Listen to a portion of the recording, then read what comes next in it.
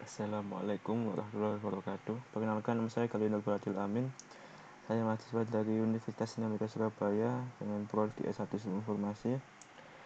Nah, di sini saya akan menjelaskan tentang SIM builder dasar. Nah, karena SIM builder dasar ini berhubungan dengan database, jadi hal pertama yang kita lakukan adalah membuat database baru dengan cara buka localhost kpMyAdmin, lalu klik new, lalu di sini isikan nama database yang ingin kalian buat, contohnya Laravel. Sini saya juga sudah buat nih Laravel, tinggal klik create gitu saja. Setelah itu hal yang dilakukan adalah konfigurasi database dulu.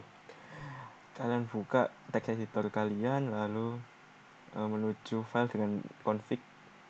Di config ini kalian buka database.php. Nah, setelah itu pastikan di bagian ini database ini sesuaikan dengan nama database yang telah kita buat tadi. Namanya tadi kita buat Laravel, kita tulis Laravel. Lalu username, pastikan kalian isi root dan password kalian kosongin saja, tidak apa-apa. Setelah itu misalnya kita ingin membuat tabel baru ya, kita buka di roots, file roots, lalu web PHP ini. Nah, ini merupakan cara untuk buat tabel baru. Misalnya ini user ya, ganti aja data user gitu ya. Ini untuk untuk kita buka di browser tadi. Ini data baru, nama tabelnya kita isikan data user gitu. Kita samakan saja. Kita save, di sini ada ID, username, email, password, dan kita tabel user ini nanti kalau misalnya berhasil dibuat akan muncul tulisan seperti ini. Kita praktekkan saja. Misalnya sini localhost, kita tulis, membukanya di sini mk lanjut publik, lalu ketikkan sesuai dengan root tadi, kita enter. Nah, tabel user telah dibuat. Sekarang kita cek di database kita buka database kita Laravel. Data user kita berhasil dibuat. Untuk mencoba, kita coba dash. Nah, struktur dari tabel yang kita buat dash, misal data user. Nah, sini data ID, username, email, dan password. Nah, setelah itu kita juga bisa menambahkan kolom di dalamnya. Ini adalah code yang harus dituliskan, jadi pakai ini tabel teks alamat misalnya ya, kan kita mau menambahkan alamat ya. Tapi jangan lupa ini ganti dulu nama database sesuai yang kita buat tadi, data user.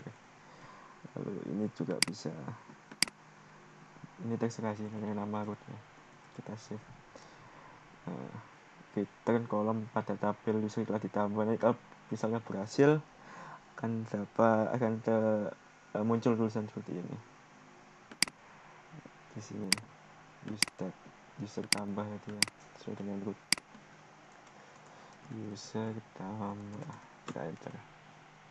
Nah, kolom pada tabel user telah ditambah. Kita buka lagi di database, lalu kita refresh dulu.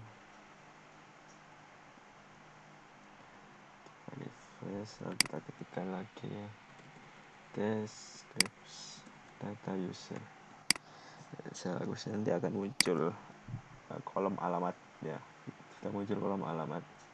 Selain itu kita juga bisa memodify kolom yang kita ganti tadi dengan perintah ini. Misalnya mau ganti nama ya, ini adalah perintahnya, code-nya rename column.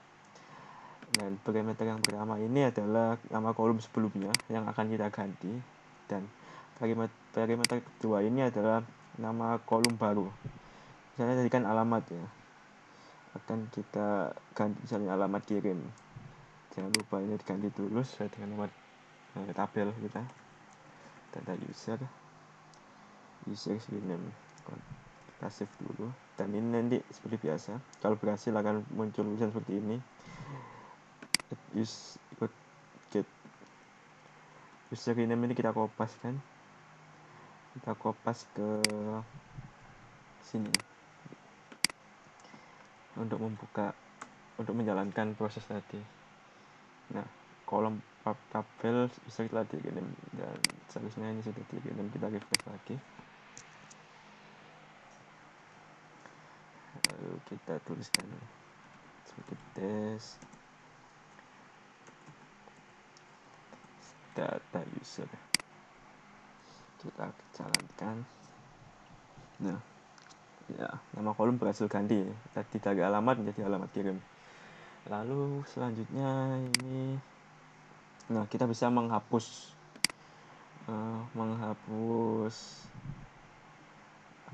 kolom tadi yang telah kita tambahkan. Misalnya kita menghapus alamat tadi,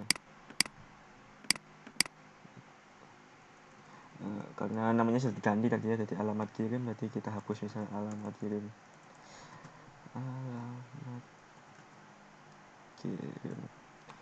Kita simpan, tabelnya dapat ganti, data user kita simpan, ini user delete, jangan lupa kasih return kolom, hapus sebagai bukti kalau misalnya berhasil dihapus. Ini kita kopikan ke sini, kita enterkan.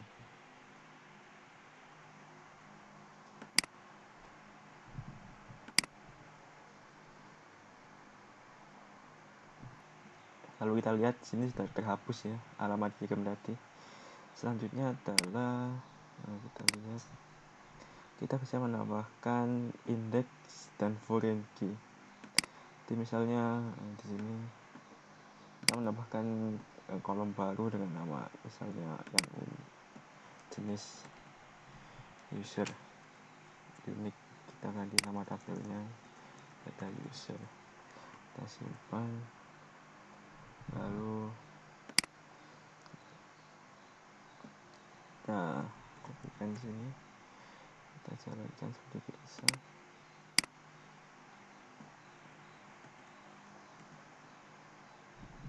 Nah, ditambahkan sudah berhasilnya. Kita refresh.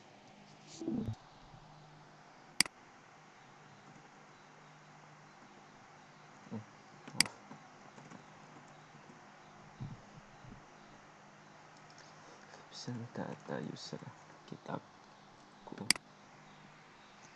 nah berhasil ditambahkan kan, baru jenis user. Berarti di sini ada unique yang seperti kita tambahkan tadi, lalu unique. Selain itu kita juga bisa menambahkan foreign key baru, jadi berhubungan dengan primary key-nya. Misalnya di sini kita mau nambahkan ID user ya kan, dia foreign key dari ID yang di atas ini, ID ini. Ini adalah code-nya, tabel integer ID user ini, tipe data ID usernya unsigned ini, foreign yaitu user, reference-nya ID di atas yang tadi di atas ya, jangan lupa ini kita ganti dulu, data user,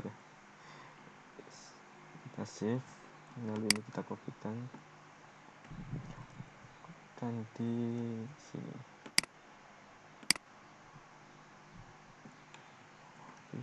kita enter. Nah, berhasil ditambahkan ya. Kita refresh lagi, kita teruskan tes user aku. Nah, muncul ID user ya, unsigned, ini artinya foreign key yang tadi. Kita tambahkan foreign key ID user di sini.